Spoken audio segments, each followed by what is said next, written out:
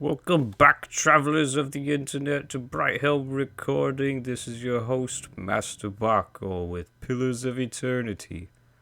We left off here in the Sanitarium, the crazy house, where apparently there's a bunch of animancers. I remember we have one thing for Aloth about fixing him, his awakenings with Isilmir.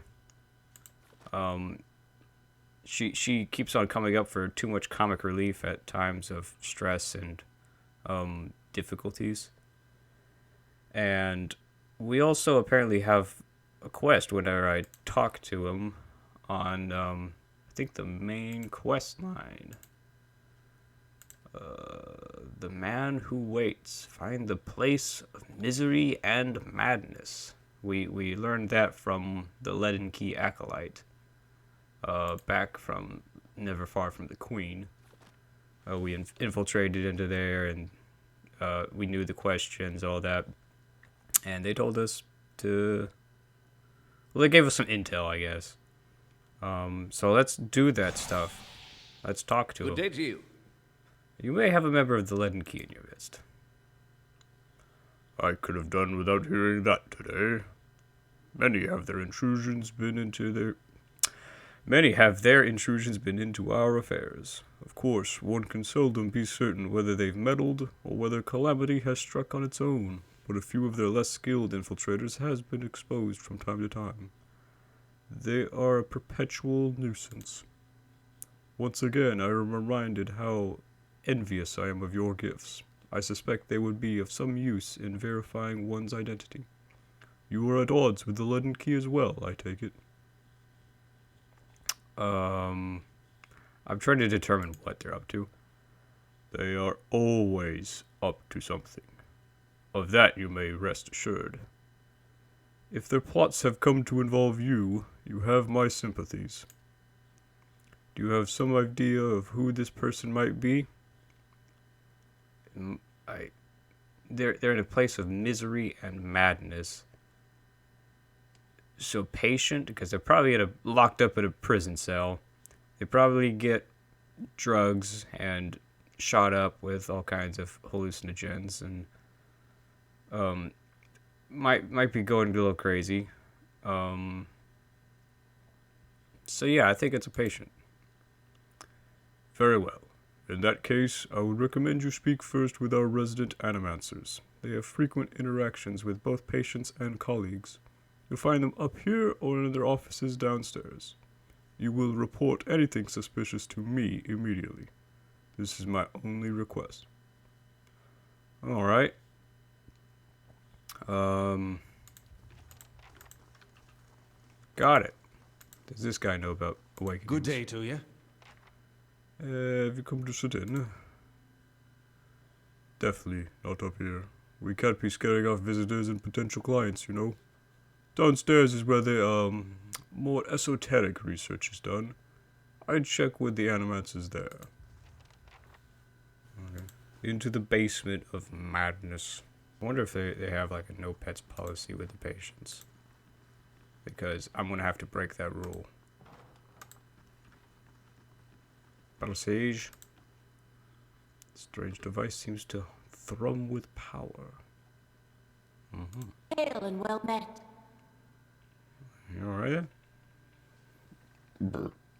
Excuse me. A woman paces back and forth, her feet crunching on the soft. Goodness, got the hiccups. Crunching on the soft red carpet. She gestures and mumbles to herself, shaking her head as she pores over pages of notes. She almost walks into you. Of course, see, here I am, looking so hard for answers in my research that I do not see the kid standing in front of me. What can I do? Expert on awakenings first. That would be me. Though the lack of research subjects has made me more of an expert in counting floorboards. I would like to transfer Animancy's success in buttressing pre-awakened souls to soothing those whose souls have already awakened. But I need subjects, and most of the patients here are too broken to produce reliable results. It is a tragedy to have come so far for nothing. You're in luck. I think I have a volunteer. Get out there. Who is it? I don't know about this. Don't be silly. The process is perfectly harmless. All you must do is stand in that cage. It looks wonderful. I beg your pardon? I jest, you Ideans are so uptight. I do not even know what that thing is used for it belongs to the last occupant of this office, I think. Now they upgrade him to a cell. Again, I jest. She rubs her hands together, getting down to business. So, I need you to sit here. She takes Aloth by the shoulders and steers him to the couch. And try to relax, but don't try too hard. Then you will not be relaxing. Indeed. And you must also wear these. A little cold, but the copper will help conduct your essence. The Animancer fastens thick copper bands to Aloth's forehead and wrists. As she ratchets them tighter, his face twitches with suppressed irritation. Now I will examine your soul through my scope. She reaches into her desk and produces a long chambered tube. Knobs, dials, and small-toothed wheels run along the side of the device. It is fitted with Adra lenses cut to different thicknesses and concavities. By manipulating them, I find the angles and densities that will allow me to track the anomalies in your soul. How exciting! I've never seen this sort of thing performed. Kana peers at the device with interest. It seems suitably complicated. Does this mean we'll get to talk to Isselmir more? I like that lady. She raises a finger. But first, we must find this cunning interloper. You will answer some personal questions while I make adjustments. Good luck. We would have an easier time getting straight answers out of a drunk priest a while.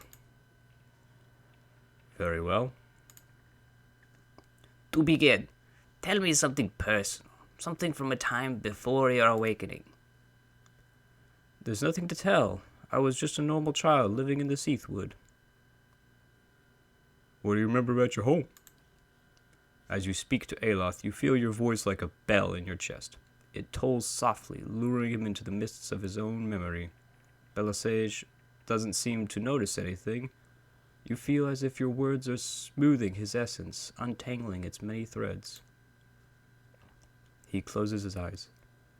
Comfortable, modest, quiet when Mother is away, which is most of the time.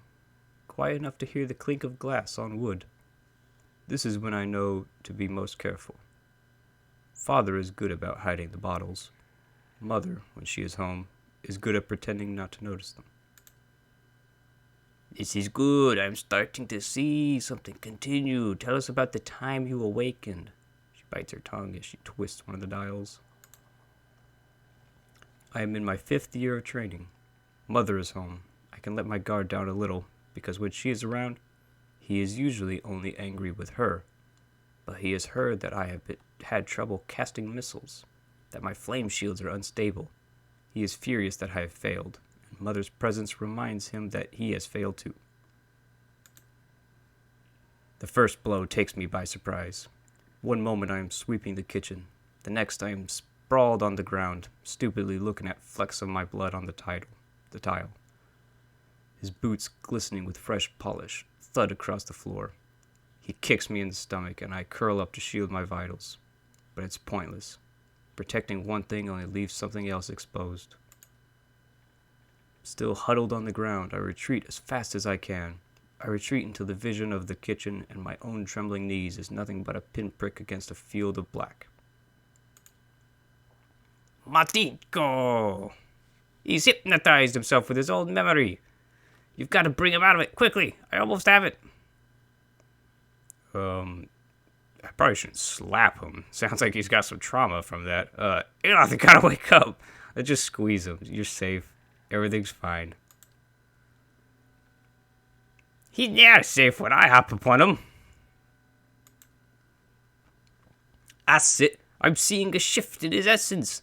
Something spreading and congealing. Keep talking. He responds to you.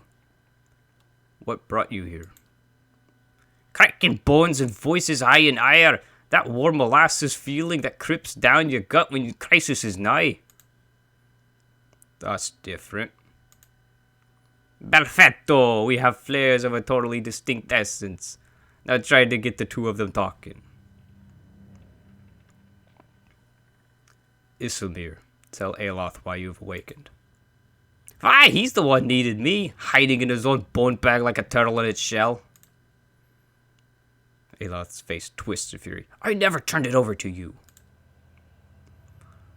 Good, yes, very good. She rests from her scribbling, only to make another adjustment to her scope. I can now see two separate patterns of essence. Where he ebbs, the other flows. It's as if the awakened soul fills the spaces that he leaves empty. She prompts you with a circling of her wrist, quill in hand. Go on. Isumir, what exactly are you taking from him? Nine more than I'm giving. You should ask what I did with that old man of his. Oh, the last time he laid a hand on us, I bracketed 3 places. Aloth's head jerks to the side. That wasn't your decision. It's never been your decision. Now I was awakening, but now I'm stuck with you, and damned if I'll let you ninny and drag us both through this scupper. Ah, very good.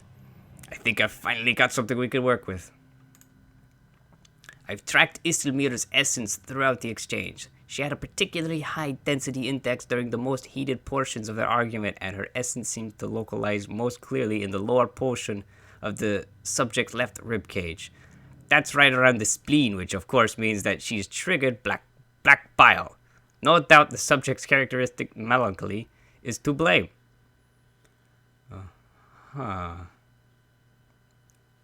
Black bile. Are we getting into, like, medieval doctoring? So what do we gotta do? We gotta give him a cleansing, get him lots of water and green tea. I could be completely mistaken about the horse, but Aloth blinks back at you, and in the midst of his perturbation, you're not quite sure who's looking out of his eyes. That's utter horseshit. How gracious. Yes, never mind my years of training. I suppose you have a better explanation. I think are related to potential sources of trouble. I mean, yeah, let's just side with Aloth.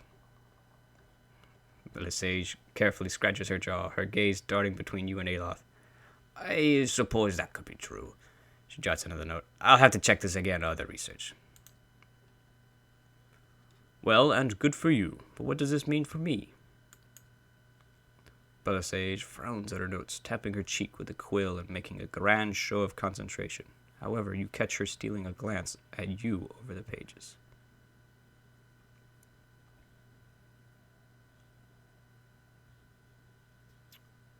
It seems like Isilmir is a bit of a barbarian, which sometimes you need to, because sometimes a wizard can just try to think of every possible situation, and, you know, reading the spell book can also take time, when sometimes you just need to act when you're in, you know, a life-threatening situation. She determines you're in danger. It's not clear yet whether to help or hindrance. Yeah, I agree with that too, because also, like a barbarian, they like to headbutt walls and, you know, go down a dragon's gullet and stuff like that, which, you know, might be a hindrance for you and your... I don't mean to be mean about this, but you are rather frail, Aloth. From my position, I'd say it's pretty clearly a hindrance. I've got a lot to process. Regardless, thank you for your help, Rollen. She sets her notes on her desk and returns to her scope. Well, I hope this has been as useful to you as it has been to me. I finally have material worth publishing. You'll be the toast of review, Aloth? Venter? Aloth? Alright, it's got a bit of, like, Italian Greco to it. I'm presuming I pronounced that right, but I could be mistaken. Aye, advancing the right-wise principles of animancy, just what you've always wanted. I think that may have been Isilmir. Our bad. As you turn to leave, you catch a darting movement out of the corner of your eye. Belisage is humming to herself, still occupied with her scope. Aloth is holding her notes.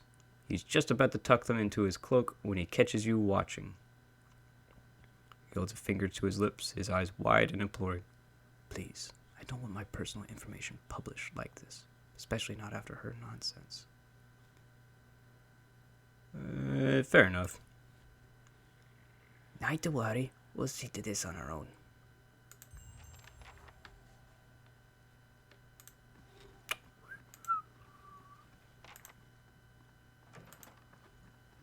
What we got here?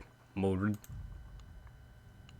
Adamancer scribbles feverishly on a parchment scroll while his free hand dances through the air, counting off unseen objects. His lips move in silent discourse. As his shadow falls over his scroll, he looks up at you with mingled perplexity and irritation. Good day, stranger. Can I help you? He forces a polite smile. Has anything unusual been going on around here? Must be joking. This is the Sanitarium. Nothing is usual down here.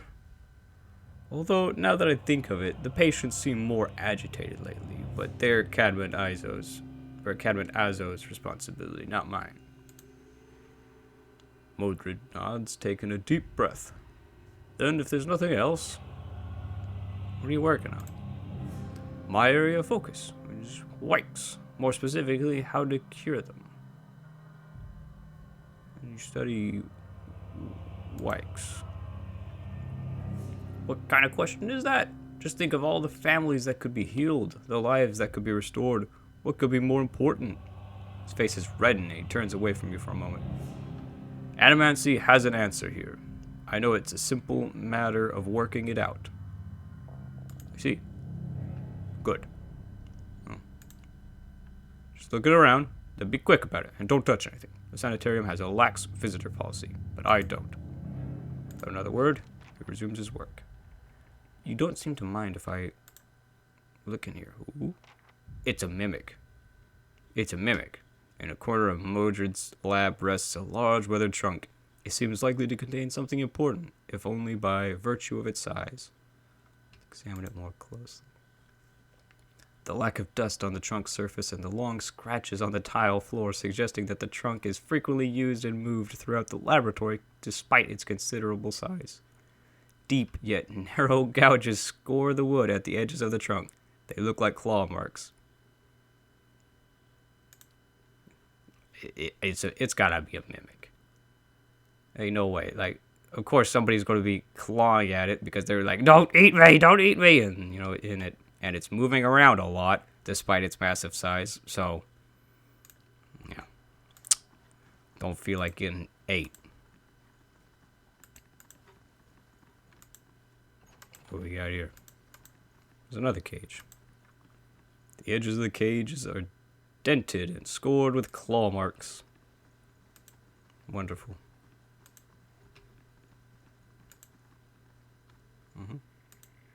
They don't mind me looking at this. That's settled.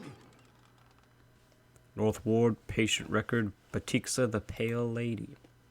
Subject is female, mid-40s, awakened up to a past life as a serial murderer, which now frequently emerges as the soul's dominant personality.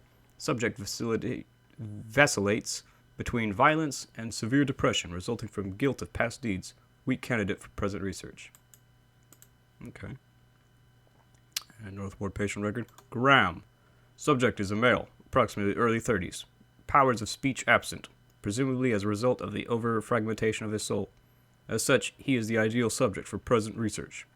However, experimentation has caused severe pain and induced panic. I have had to enlist the aid of the guards in transporting him for more recent procedures. Okay, I don't think that's the guy. The Midnight Man. Subject is male, mid-20s, displays acute dissociation and paranoid delusional tendencies, causing anger and extreme violence. Dangers of working with the subject preclude possibility of further use in present research. Uskrim. Subject is a male, approximately 17 years of age, admitted for episodes of catatonia, followed by occasional violent outbursts. Initial analysis of soul revealed severe fragmentation and essence deficiency. Said deficiency all but eliminates the possibility of utilizing the subject in present research. One of these are going to be it. The infiltrator, who is a patient. I think it's Graham. Because is he just not able to talk, or does he not want to talk? Because they are very secretive. Well, we're going to take all of that. I'm going to bet it's the... I'm going to bet it's that one. Ripley, I require more copper tubing for my next experiment. Do not requisition it from the Sanitarium stores. I don't have time to deal with the head warden's inevitable questions. Cadman Azo. It seems like Azo doesn't like following rules and all that. Good day, stranger. He's all like, regulation? More like, splegulation? Barg. A young Orland woman traces her fingers along the spines of the books in front of her, row by row, her motions quick and skittish, like a bird's. She does not notice you until you are nearly upon her. Oh my, you startled me. Are you supposed to be in here? What do you do here? I mostly help Master Azo set up and clean his his equipment. I also keep his office organized since he's too busy to do it himself. There's nothing else. I need to get back to work. Alright. Can I head in? Oh, we'll require the proper key. Well, what do we got? Taxes collected. All earnings were lost to bandits. Those jerks. Stealing all my money. Alrighty, Ethel Murier. Where? Here? Hail and well met. Have you learned anything of interest?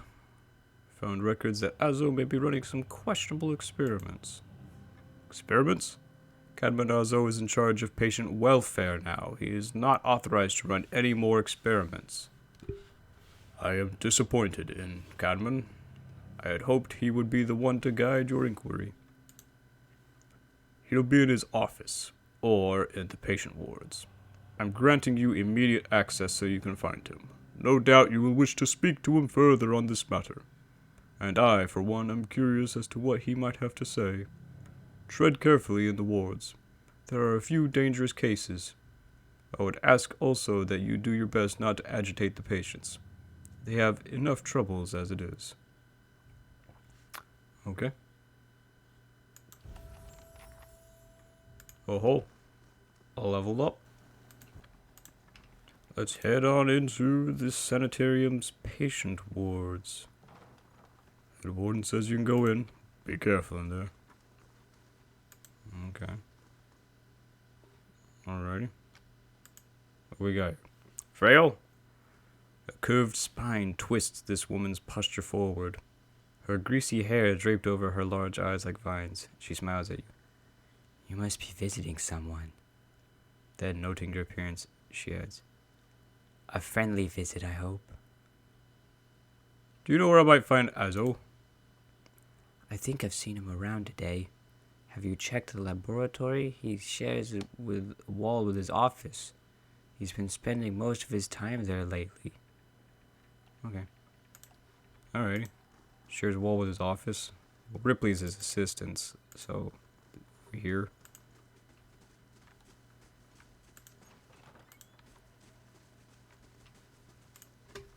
Hello? Azo? There you are. A round-faced, balding man turns to face you. His upper lip is pulled upward slightly by his pointed nose, exposing his upper teeth when he scowls. What is the meaning of this? Oh. You're not to be doing more experience. Yes, well, Ethelbert hasn't done much good for anybody since he had his soul moved to an inanimate object, so I fail to see why I should let that sway me. If animancers all followed the commands of their leaders, where would we be? We'd all be as backward and willfully ignorant as Ray and Saras. We would know nothing about life or death, or even ourselves. We would be lost in the dark with no clue as to why. Our leaders guide us, and without them we risk losing our way. If this man would strike off on his own, then let him fend for himself, without the benefit of the Sanitarium.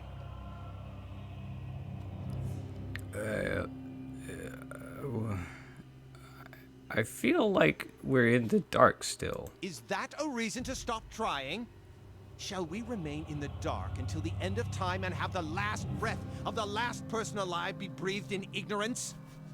The gods want us to know. The clues are all around us. In understanding these truths, we honor their creation. Sure. Who will solve Widewen's legacy? Some church? Some warrior? It will be an animancer, or it will be no one at all. Uh-huh. I need to know if you've seen unusual behavior out of your patients. You're going to get a lot of looks asking questions like that in a sanitarium for the unbalanced. In truth, I have spent little time treating them since I have been reduced in my capacities. You might have luck with some of our more functional patients. They tend to congregate in the main area just past the entrance to the patient wards. Have you tried your experiments on any other? I have, yes. No point in lying about it now that Ethelmir is involved. I asked for volunteers from our patients, and a few brave souls came forward. I was very close at one time to a breakthrough. They understood that. They understood their sacrifices would mean something. Okay, I'm pretty sure I need to go get Graham in the North Ward. Out of the question. Those patients are in isolation for a reason. Your forehead seems damp all of a sudden. Perhaps I should discuss your insubordination with the head warden. You smug cretin. How dare you come down here and meddle? You have no idea the importance of my research. Oh, yeah? Balls up his fist and digs his teeth into his index finger. A growl simmering beneath his breath and a deep scowl compressing his face. Fine. Speak to them for all the good it'll do you. I'm sure the discussions will be fascinating. He pulls a heavy key from one of his pockets and nearly slams it down on the floor before handing it to you. Man, what a child. You could play with, like, actual toys. Okay, North Ward. With how diagonal this has been so far, I would presume that way would be North Ward. This is like a cafeteria area right here.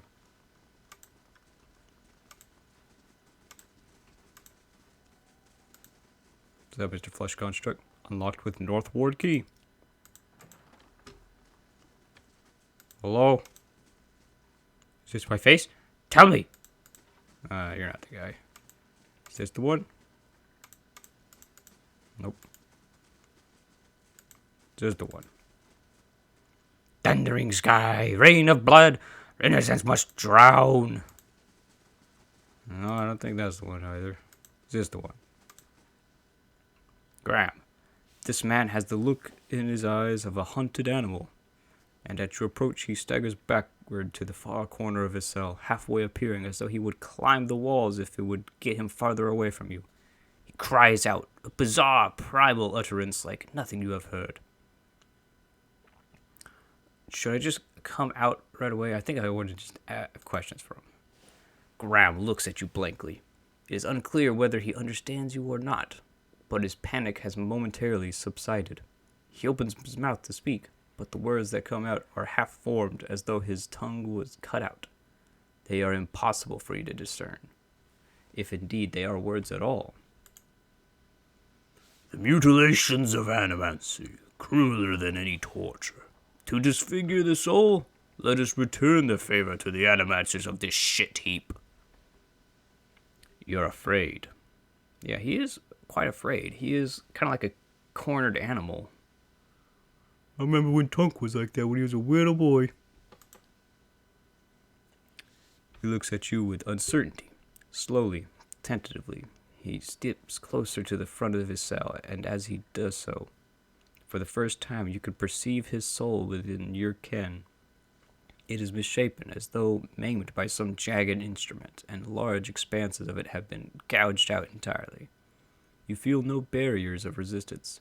If you wanted to, you could look farther into Graham's soul. Let's peer into it. Learn his secrets. You project out toward the maimed soul in front of you, merging with it, its confusion and fear becoming yours as it whisks you into its depths. You're in your cell. A key turns, the door creaks open on neglected hinges. Thoughts come to you in waves, incomplete, broken, fearful. Standing at the door is a rotund, balding man. His upper teeth and pointy nose remind you of a rat. He beckons, apologetic. You don't want to go. Anything else. In your mind is a single word, and the word is no. But it dissolves before it reaches your lips. You press against the back wall, cornered. You cry out. In darkness, your fight against unseen restraints. You cannot move your arms or legs. The man walks into the room carrying a lit candle, its meager flame casting long shadows across books and machinery. Straps bind your arms and legs. Cold metal circumscribes the crown of your head and the breadth of your chest. The man is sorry. He is in need of raw materials. They dismantled his work and he needs another source. He needs to show them he was right. He thanks you. Then he turns a knob and you feel yourself begin to crack from within, and you can feel pieces of you torn away, like having your insides chewed by a horde of rats, and you are screaming a scream you can barely hear. Another night. Heavy footsteps outside your door, coming for you. You look through a slit in your door.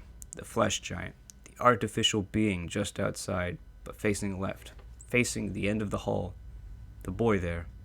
The boy looks with interest at the giant, then collapses to the floor like a shed snakeskin. The giant convulses for a moment, then rights itself, turns away, and leaves.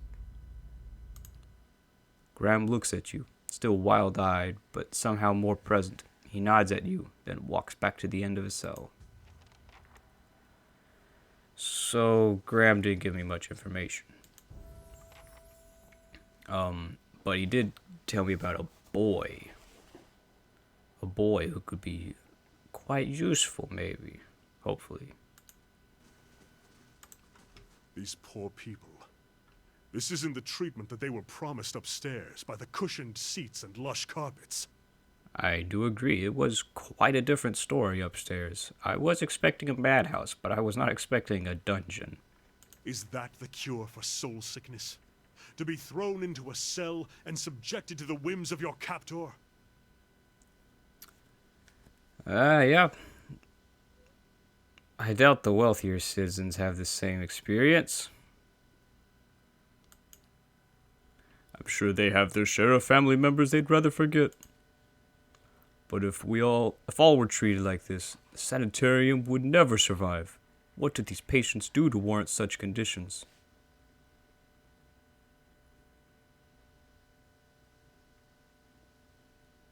Let's get moving. Best not to say much. Okay. This is the scary cell where the boy is. The boy. Uskrim. Oh, he's like 17 boyish, right? I guess it's still young. Willowy, adolescent boy stands in the center of his cell, gawkish and stoop-shouldered. He stares straight ahead, the occasional blink, his only movement, and it is unclear whether he registers your presence at all behind his glassy, doll-like eyes. In this state, the barriers between your soul and his are thin and porous, easily bypassed if you should wish it.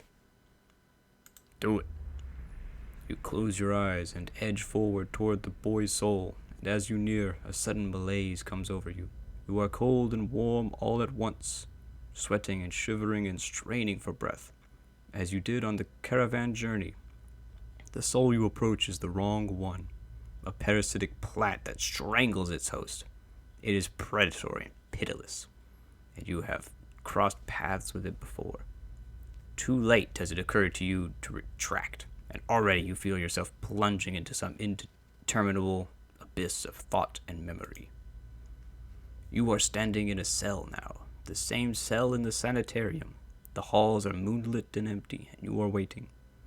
At the far end of the ward, the door opens, revealing a flesh golem in silhouette beneath the stone archway. It makes its usual rounds, the same stops every time.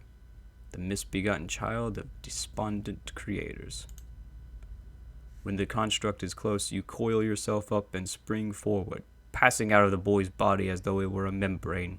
You can sense his body behind you, collapsing to the floor, a puppet whose strings are cut. You are rushing toward the golem now, bodiless as a gust of wind. Quickly, you think to yourself, quickly, and you feel the strength hemorrhaging from your soul as you dart towards the makeshift abomination. You pass into the golem's shell and overtake the soul implanted within, encircling it, suppressing it, and contained it in this new vessel. You are strong again. You step heavy-footed down corridors unheeded by the other constructs and scrutinized only by the wary, untrustworthy eyes of the mad, coming at last to an office piled with books and scribbled papers and the perverse implements of animancy. You set your oversized hands upon a large machine, a nest of globes and tubes and coils in the center of the room, and go to work, bending wires and unsettling alignments. Your surroundings are pulled past you, or perhaps you are pulled past them, and they dissolve into a blur. When they settle into place again, you are outside on a clear day, standing in front of a crowd stacked high above you on the tiered seats of an amphitheater. You are acting for the crowd, standing deliberately still, but this is no play. A balding man with rodent-like features is strapping you to a machine. This one you have tampered with. You see your arms for the first time, short and fleshy, unmistakably those of a little girl. But this body is not truly yours. Your mind still holds the same determination, the same hard-heartedness as before. The body itself is cold and vacuous, unlike the others. This one has no soul of its own. The man speaks, and the crowd applauds with an enthusiasm worthy of a hero's entrance. "Bear witness," he says, and he pulls a lever. The machine shivers and sparks, and a bead of sweat rolls down the side of the man's brow. But the crowd's apprehension quickly gives way to awe as a crystal globe fills with a radiant mist that casts the entire theater aglow.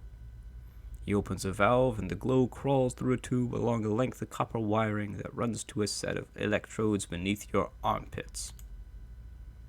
You feel nothing when it reaches you, as it should be, for you had been leading his work astray periodically for some time, altering notes and settings and playing puppeteer for Hollowborn.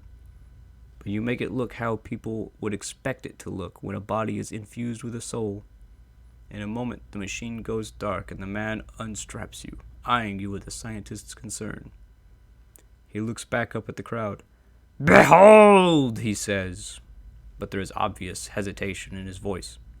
Slowly, you take a plodding step forward, then another, and another.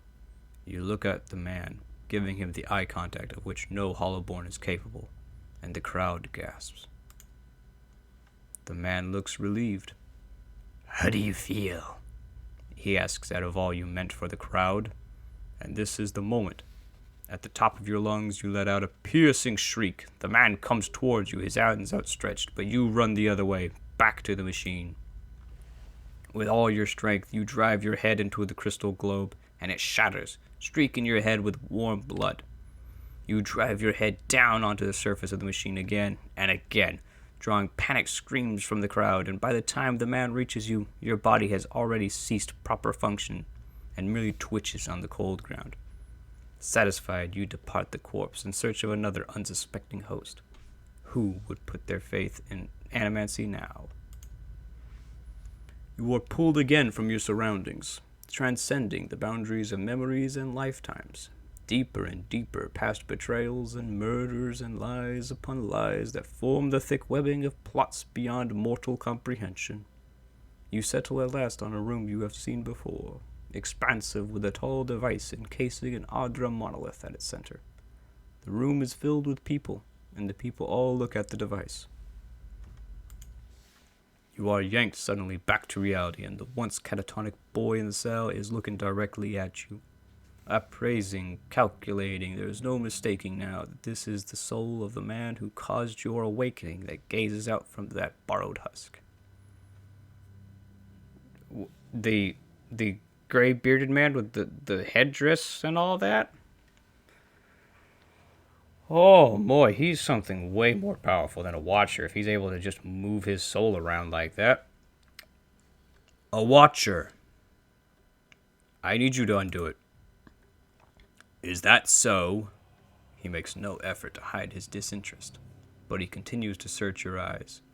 He makes a slight grunting noise, and his eyes soften for an instant, and it seems for that moment that he recognizes you. He opens his mouth to speak, then seems to think better of what he was about to say.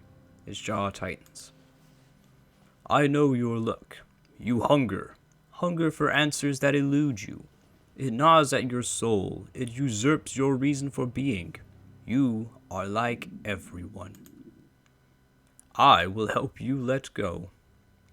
He dodges backward with startling grace, putting himself out of reach. On his face there is no malice, only the dispassion of a farmer putting down a sick animal.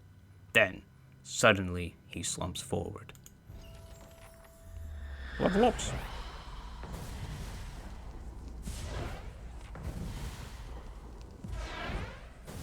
He's soul jumping. Attack. Uh-oh. The madhouse has just opened. Get in there, Tunk. Now that we're grouped up with that. Thinking those flesh constructs were all purple gooped. So now this place is turned into a dungeon all of a sudden. Nice. You can find loot. Stuff like that. Got loot. Oh, money. Wonder if Cadman, Azo, or anyone else has made it out. Maybe. Maybe not.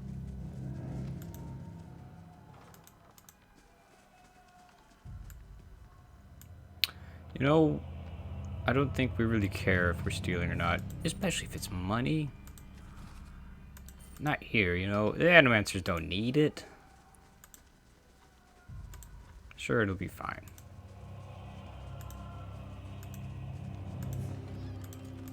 I feel like cafeteria is going to be either a bloodbath or lots of enemies. A previously occurred bloodbath, I mean. You know, I'm not sneaking around detecting traps, all that. But I don't feel like I really need to, because who traps a crazy house? Right? You got clumsy people all over the place, people high up on drugs and stuff, and like, they might accidentally just bump into it or something. Okay, Kadmanazo, you're still here. What are you doing? What have you done? You've been experimenting on patients against their wills, mangling their souls. I have witnessed it with my own eyes. How could you possibly? Look, it had to be done. Ethelmoyer and the others, they took everything from me. Everything when I was this close. I had to know. Had to know where I failed and why. Imagine the value if I'd succeeded. I had something that could make all of those hollow infants into something like a real person, and with a few more patrons and a few years research, who knows? No one has come that close with the legacy. It's why I have to continue, why I have to risk everything here working in secret. It's why you have to lie to Ethelmere for me. Tell him you've cleared me of all suspicion. I'm going to Then I expose can't you. let you get in my way either. What are you going to do, little man? Great. Not much, it seems. Oh. Yeah, he had the Graham paper. Azo's research journal. Close to a breakthrough. I've found an ample source of essence now, and the vessels have responded positively to infusion with the proxy. Human trials are the next logical course. A simple test. Alrighty. That's settled. Oh. Blade Golan. Seems like Glanfathan armor, I'll be honest. Ulfhot.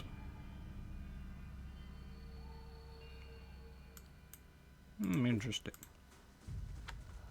A I simple think we're ready tale. to look in the main hall now. 2, 3, 4.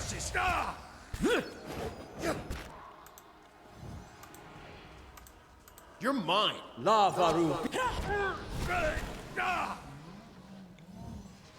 Alrighty. Some money. Loot.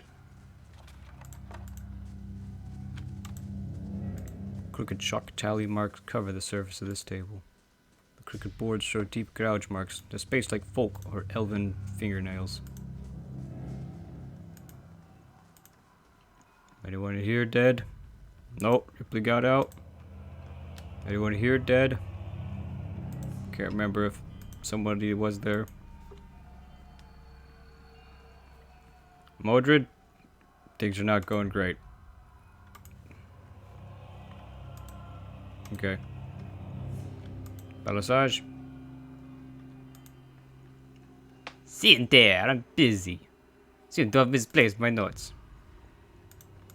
I agree it's not safe anymore. Get out of here, sir. Run for the streets. And then run for the sewers. And make sure you don't hurt anybody along the way. Otherwise they'll throw you back in the cell. Huh. Looks like we're all good up here, guards.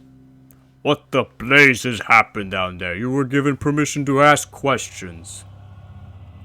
I had things under control until I killed the Leaden Key spy, at which point he possessed a flesh construct. Maybe the middle one. It's complicated. A patient of yours, Uskrim, are working for the Leaden Key, or was working for the Leaden Key, only without knowing it. Now, as I was being influenced by a patient. I have read accounts of people in history who could do what you describe. The accounts are few and brief and never reliable. Some go as far as to suggest that they are all the same person. If truly such a person was here among us, plotting our ruin, would that I had a body again and could be of some real use in our time of need. I fear what the future may hold for this place. I am grateful you were able to dispatch the threat before there was loss of innocent life. We very nearly had another scandal on our hands. What of Azo? What part did his experiments play in this catastrophe? I confronted him, and he forced me to kill him. Such a waste. There was none more gifted working here. In time I had hoped to rehabilitate his image. But a mind like his, so full of ideas, leaves little room for patience. I would inquire more into the matter, but in truth you have done this institution a favor. Were his transgressions ever to reach the public, there would be a terrible uproar. I was blind to have trusted him a second time. I trust you will be more cautious in future inquiries. Greetings. Well, that's about it, everybody. Yep. No worries. Your sanitarium's been cleaned out of patients. No more bad people in this town. I mean, besides the few who escaped and ran out into the streets and, maybe causing issues. Uh-oh. Hail and well met. Dunrid Row Messenger. Beg your pardon, I have a message for you. You are summoned to Hadrid House, where Lady Webb wishes to meet with you as soon as possible. And here I thought the locals were exaggerating about Dunrid Row. Seems like your name's come up in some important meetings. I hope nobody was shouting it at that time. Where can I find it? It's just over there, my lord. The southwest corner of Brackenbury. You'll find the lady upstairs. Okay. Yep. Just over there. Okay.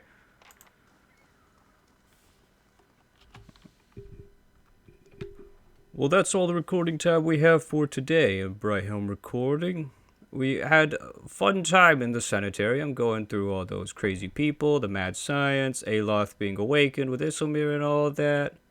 And Cadman Azo, he might be a wonderful genius of a scientist.